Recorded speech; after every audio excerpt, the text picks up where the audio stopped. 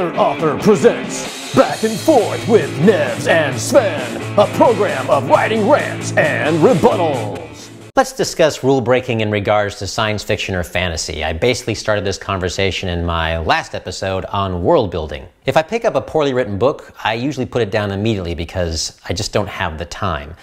I don't always do that though with a movie. In fact, most of the time, if I'm enjoying the special effects or enjoying the performance of an actor, then I might sit through something I don't really like.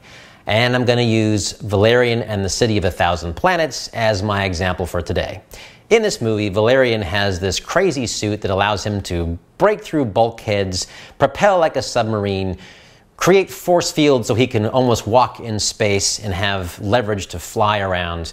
Basically, it's a super suit that reminds me of the Juggernaut from X-Men or Peter Quill's suit from Guardians of the Galaxy. As Valerian smashes through these environments, there's no concern about creating gigantic leaking tanks or sucking out the environment into space.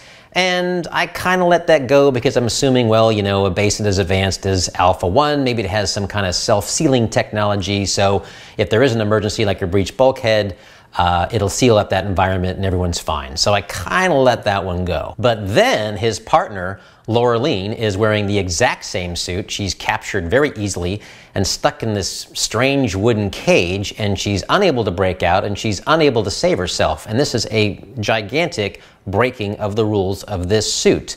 So she's either an absolute idiot or the director and writer Luc Besson decided to just break the rules because it was convenient for his story. He did a lot of work to try to make her smart, so I'm not going to say she's dumb in this movie, I'll say she's smart. So he just flagrantly broke his own rules, and that's a big no-no. For me, Besson has established himself as somebody who does serious films and also silly films. I thought The Fifth Element was a really silly movie, and I enjoyed it on that level, but even silly films have rules that you can't break. And he bent a few in that. He didn't completely break them for me.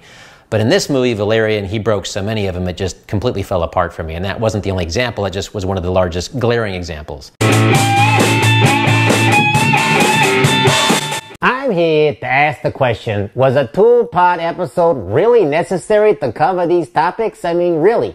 I'm half the man I used to be to prove the point that we could probably do it in half the time and half the episodes. But, I don't know. I digress. Sven was doing a film review. Oh wait, this is an author show. What did they do in film before? But anyway, he was talking about one scene. Yeah, that's right, one scene. Okay, so, yeah, on that scene, I agree. And I'm kind of thinking about Hitchhiker's Guide to the Galaxy. I mean, super absurd, super fun, but Douglas Adams kept to his rules.